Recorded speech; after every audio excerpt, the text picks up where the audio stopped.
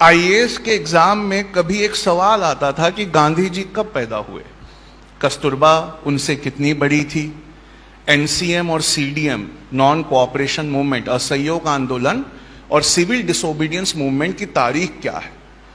बच्चे रोज रटते थे, याद करते थे और पेपर में जाकर वॉमिटिंग करके आते थे। आप और मैं ऐसे ही पास हुए हैं। हमें बहुत सारी किताबें दे दी गई, हम उसको बैठकर रटते रहे, उसके बाद पेपर में जाके उल्टी कराए। जिसकी उल्टी, जिसकी वॉमिटिंग जितनी ज्यादा हुई उसको उतने नंबर मिले। हम तो ऐसे ही पास हुए। कोई और है जो बोल दे नहीं मैं ऐसे नहीं, मैं किसी और तरह के एग्जाम से पास हुआ, कोई नहीं। लेकिन अब एक छोटा सा 3,500 रुपए का डिवाइस है, उसे एलेक्सा कहते हैं। आपने सुना है नाम एलेक्सा का? आप उसको इंटरनेट से कनेक्ट कर दो और उससे पूछो, एलेक्सा गांधी जी कब पैदा हुए थे? 2 अक्टूबर 1869 को सर। एलेक्सा कस्तूरबा गांधी जी से शादी के वक्त कितनी बड़ी थी? 2.25 साल बड़ी थी सर। एलेक्सा एनसीएम कब हुआ था? 1921 सर। एलेक्सा विजयवाड़ा से दिल्ली की अगली फ्लाइट कब है? रात को 8:30 बजे सर।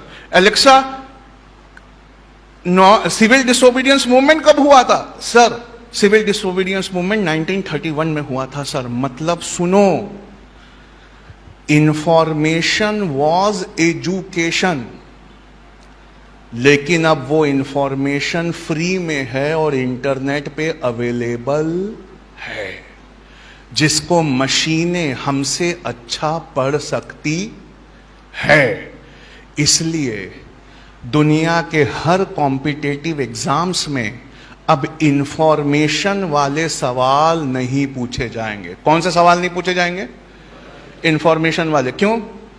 अगर मैं बहुत बड़े उद्योगपति का बेटा हूं तो कान के अंदर एक छोटा सा डिवाइस पहन के जाऊं और पेपर लिखते समय थोड़ी एक्टिंग करूं, सवाल को पढ़ूंगा, अरे गांधी जी कब पैदा हुए, वो डिवाइस मेरे कान में बोलेगा 2 अक्टूबर 1869। हाँ, ओ हार्ड क्वेश्चन था पर मुझे आ गया। ऐसा ही है।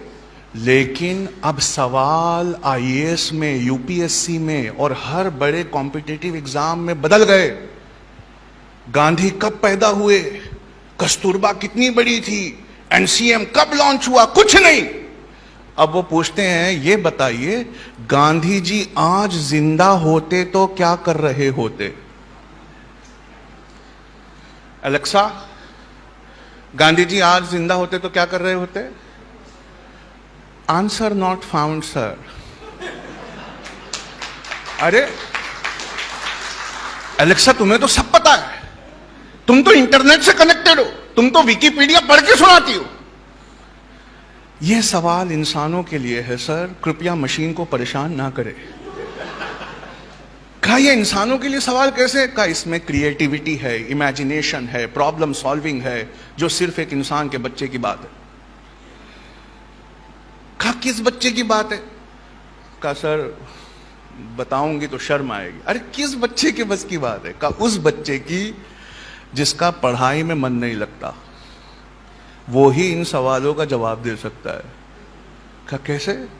कहा सर बचपन में क्लास में जिसको मजा नहीं आता था इंफॉर्मेशन रटने में, वो हाथ ऊपर उठाकर अपनी टीचर से पूछता, गांधी जी, अरे गांधी जी आज जिंदा होते तो क्या कर रहे होते?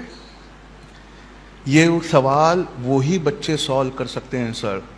अब सुनिए, जो बच्चा 2nd रैंक आया था इंडिया में, वो मेरी क्लास से था, उसने क्या खूबसूरत जवाब लिखा था। उसने लिखा, गांधी जी अगर आज जिंदा होते तो मुसलमानों की तरफ से सीएए के खिलाफ लड़ रहे होते, तो हम उन्हें अपने देश से निकाल देते, पर वो पाकिस्तान जाकर भी चुप नहीं होते, वहां हिंदुओं की तरफ से लड़ते। तो पाकिस्तान उनको वहां से निकाल देता, तो हम अमेंडेड सीएए में गांधी जी को दोबारा नागरिकता देते। गांधी जी सुप्रीम कोर्ट में किसी वकील को नहीं करते, क्योंकि बापू खुद बहुत अच्छे वकील थे। गांधी जी बनिया थे, जीएसटी समझते, पेट्रोल की बढ़ी हुई कीमतों के खिलाफ वो दूसरा दांडी मार्च निकालते। गांधी जी का एक ट्विटर अकाउंट होता, एक यूट्यूब चैनल होता, फेसबुक पे उनके सबसे ज्यादा सब्सक्राइबर होते और ट्विटर पे ओबामा उनको फॉलो कर रहे होते। ऐसी पढ़ाई को आप सेकंड रैंक नहीं देंगे तो क्या देंगे? इसका मतलब जो एलेक्सा नहीं कर सकती, उस तरह इंसानों के बच्चों को अब पढ़ना होगा। यानी गांधी जी को पढ़ते वक्त हमें कस्तूरबा बन के पढ़ना होगा। यानी अल्लाह के रसूल सल्लल्लाहु अलैहि वसल्लम की सीरत को पढ़ते वक्त दुनिया के हर बेहतरीन इंसान की सीरत से कंपेयर करना होगा और फिर